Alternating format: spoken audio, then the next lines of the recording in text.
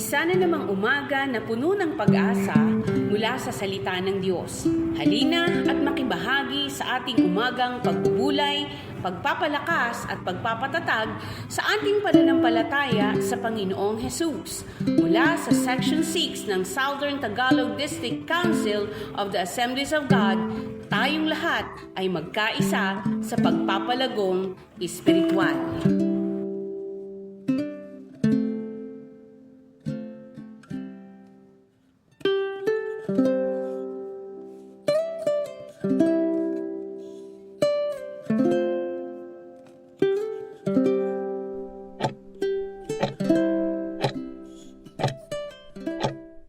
Mga kapatid, at sa ating paglalakbay sa buhay ay may isang kayamanang hindi kayang tumbasan ng salapi, ang pamilya.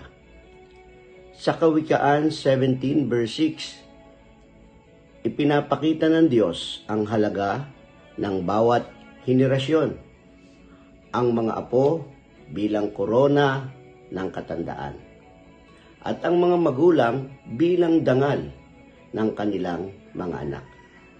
Sa ating pakikinig ngayon, atin pong pagnilayan kung paano natin mapapangalagaan ang ating pamilya bilang pamana ng pananampalataya at karangalan sa Diyos. Ang ating pong pag-uusapan ngayon ay putong ng katandaan, karangalan ng kabataan. Ito po ay matatagpuan natin sa Kawikaan 17 verse 6. Ang mga apo ay putong ng katandaan. Ang karangalan ng mga anak ay ang kanilang magulang.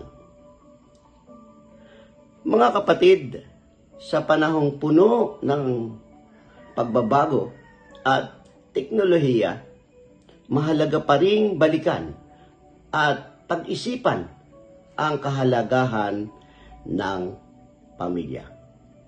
Ang pundasyon ng ating lipunan at pananampalataya, ang talatang ito mula sa Kawikaan ay isang paalala ng Diyos sa kagandahan ng ugnayan sa loob ng tahanan.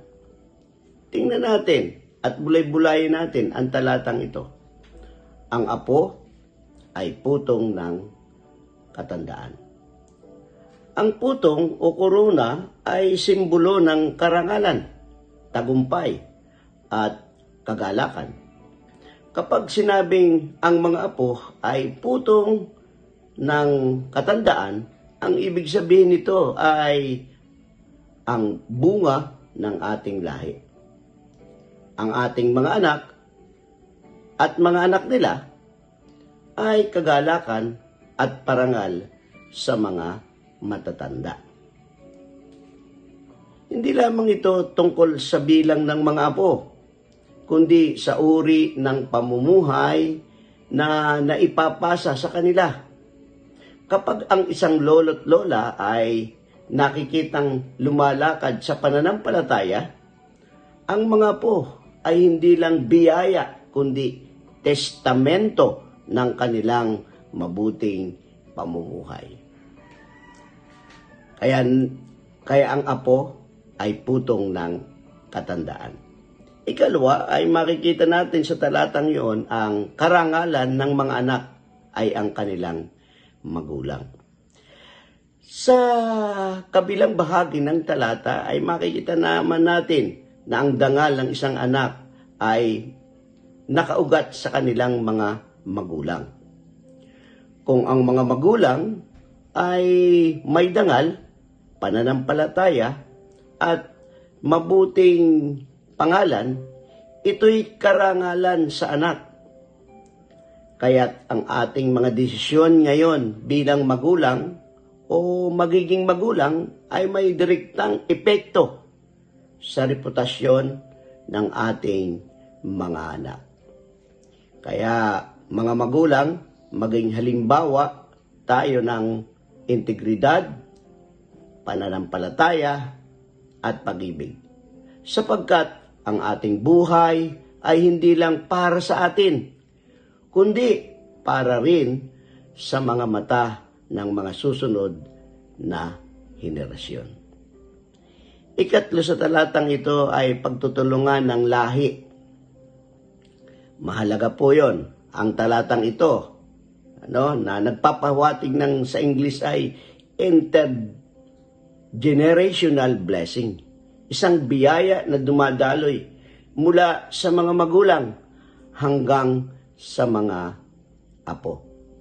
Hindi ito imposible kung walang paggalang, pagmamahal, at pagtutulungan sa bawat henerasyon. Huwag nating ipagkait ang karunungan ng matatanda sa mga bata at huwag nating ipagwalang bahala ang lakas at pag-asa ng kabataan. Narito isang kwento na nais kong ibahagi sa inyo. Ang title po nito ay Putong ni Lolo Andres. Si Lolo Andres ay kilala sa kanilang barangay bilang isang tahimik ngunit marangal na lalaki. Lumalaki siyang mahirap ngunit pinalaki niya ang kanyang 3 anak sa takot sa Diyos, sipag at katapatan. Ngayon, 78 taong gulang na siya, ay may 7 apo. Isang araw, habang sila'y nagkakasiyahan sa simpleng handaan para sa kanyang kaarawan, biglang tumayo ang kanyang apo na si Marco, 14 na taong gulang. Lolo, aniya, gusto ko pong malaman ninyo na kayo ang inspirasyon ko. Gusto kong maging tulad ninyo, matapat, mapagmahal, at makadiyos. Hindi nakaimik si Lolo Andres. Napaluha siya. Sa puso niya, nadama niyang lahat ng hirap at sakripisyong pinagdaanan niya ay nagbunga. Sa kanyang mga mata, si Marco at ang iba pang apo ay hindi lamang mga bata. Sila ang kanyang putong karangalan sa kanyang katandaan. At habang pinagmamasdan siya ng kanyang mga anak, sila'y lihim ding nagbunyi, sapagkat sa kanilang puso, alam nila sa kanilang pagkatao, dala nila ang karangalan ng kanilang ama. Ano ang napakagandang aral dito? Ang mabuting pamumuhay ng isang magulang ay nag-iiwan ng pamana, hindi lamang sa kayamanan, kundi sa dangal na siyang pinapasa mula sa henerasyon hanggang sa henerasyon. Mga kapatid, paalala ito na ang pamilya ay hindi lang ugnayang pisikal. Ito ay isang espiritual na pamana. Gawin nating korona ang ating mga anak at apo sa pamamagitan ng mabuting pamumuhay. At bilang mga anak, igalang natin ang ating mga magulang sapagkat sila ang ating dangal. Tayo po ay manalangin. Panginoon, salamat po sa biyaya ng pamilya. Turuan ninyo kaming maging mabuting magulang, lolo, lola at anak, na sa aming buhay makita nawa ang inyong wangis at pag-ibig.